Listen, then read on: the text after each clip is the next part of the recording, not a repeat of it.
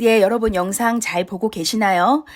영상 잘 보고 계시다면 오늘 영상 시작하기 전에 여러분 구독, 좋아요, 알림 설정 한 번씩 꼭 부탁드립니다. 여러분의 관심이 많은 힘이 됩니다.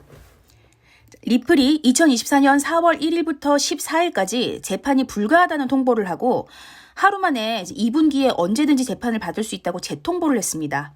하루라도 빨리 재판을 마무리하고자 하는 그런 의지라고 보여지는데요. 동시에 이 SEC는 재판이 불가능한 일정을 보냈습니다. 자, 언제 불가능하냐면 2024년 4월 15일에서 19일, 5월 1일에서 7일, 그 다음에 5월 27일에서 31일을 제외하고는 재판이 가능하다라고 전달을 했습니다. 자, 이 재판이 무슨 재판인지 여러분 조금 혼동하실 수 있을까봐 제가 다시 한번 말씀드리면요. 토레스 판사가 약식 판결 요청에 대해서 지금 크게 세 가지 판결을 내렸습니다. 첫 번째는 리플의 기관에 대한 판매에 대해서 지금 미등록 증권 혐의가 인정된다. 그리고 두 번째, 프로그래밍 XRP 거래는 미등록 증권 거래가 아니다. 자, 그리고 마지막으로 브래드 갈링하우스와 크리스 라센의 미등록 증권 거래 방조 혐의에 대해서는 재판에 붙인다. 네, 이렇게 세 가지였습니다. 이 세 가지 판결을 내렸던 이유가 SEC가 그렇게 카테고리화를 해서 쟁점 사항을 제기했기 때문에 거기에 따라서 토레스 판사는 SEC 주장을 받아들여서 판결을 이렇게 나눠서 내렸었던 거거든요.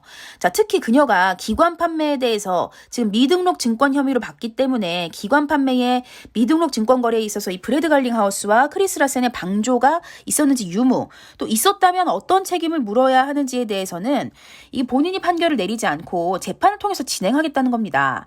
재판이 어떻게 진행될지는 알아봐야 되겠지만 만약에 그 당시 부당 이득금 이거 지급 명령 받게 되면 그 당시 판매 수익과 그리고 그에 대한 이자를 납부해야 되거나 혹은 민사 벌금에 처해질 수도 있어요. 예, 그런 가능성도 있는데요. 만약에 그 당시 판매 수익과 그리고 그에 대한 이자를 납부하게 되면 최근 미국의 인플레이션이 또 많이 오르고 금리도 많이 올랐죠. 그래서 사실상 납부해야 하는 이자가 상당할 것으로 보여요. 그래서 리플의 향후 재정적인 안정성에 대해서도 관심을 가지는 것도 필요할 것 같습니다. 자, 어쨌든 양측이 재판이 가능한 날짜, 불가능한 날짜 이렇게 통보를 함으로써요. 법원은 공식적인 재판 일정을 잡을 걸로 보이고요. 중간 항소 신청이 승인되든 안 되든 간에 리플 측에서는 지금 본 소송은 그대로 진행되어야 된다라는 입장이기 때문에 브래드 갈링하우스와 크리스 라센에 대한 그 재판은 진행될 것으로 보입니다. 리플 소송과 관련해서 SEC 재판 담당 선임 변호사를 맡고 있는 파스칼 게리어의 사임 요청이 있었습니다. 리플과 SEC의 약식 판결에 대한 이 책임론에 의한 사임인 건지 혹은 개인적인 사정에 의한 사임인 건지 이걸 아직은 알 수 없지만 선임 변호사의 사임이라서 조금 무게감이 느껴지는 소식이고요. 물론 이번 중간 항소 신청까지는 마무리하고 떠나기는 합니다만 그렇지만 사실상 SEC의 변호인들은 줄곧 법 앞에서의 위선, 계속해서 논점에 대한 말바꾸기 이런 걸 통해서 개선된 것이 전혀 없다는 평가를 받은 만큼 말도 안 되는 소송을 억지로 끌고 온 그들의 어깨도 보통 무거운 일이 아니었을 것 같아요.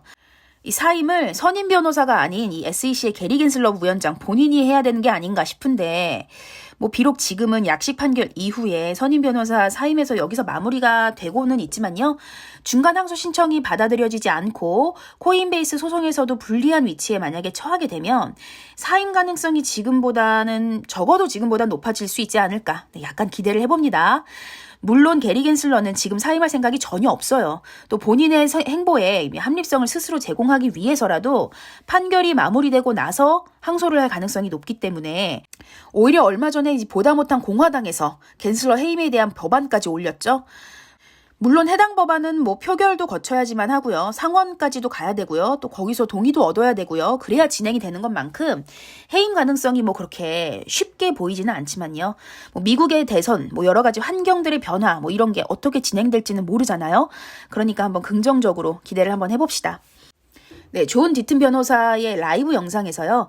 한 참여자가 리플이 토레스 판사 판결에 따라서 XRP를 직접 미국 밖에서는 판매할 수 있는지 그 여부에 대해서 질문을 좀 했는데요. 이에 대해서 존 디튼 변호사가 뭐라고 했냐면요. 미국의 SEC 관할권이 미국으로 한정되어 있고 또 리플 XRP는 해외에서 판매를 할 수 있는 허가를 그동안 가지고 그걸로 비즈니스를 해왔기 때문에 XRP의 해외 판매에 대해서는 전혀 문제가 없다 이렇게 답변을 했습니다. 그렇기 때문에 리플 사업의 95%가 미국 밖에서 진행되어 온 것이다 라고도 말했는데요. 뭐 이 부분은 이미 구독자분들도 다 아시리라 생각을 합니다. 자, 오늘 영상 보시고 여러분 궁금한 부분이나 문의할 부분 있으시면요. 상단에 보이는 번호로 문자 남겨주세요.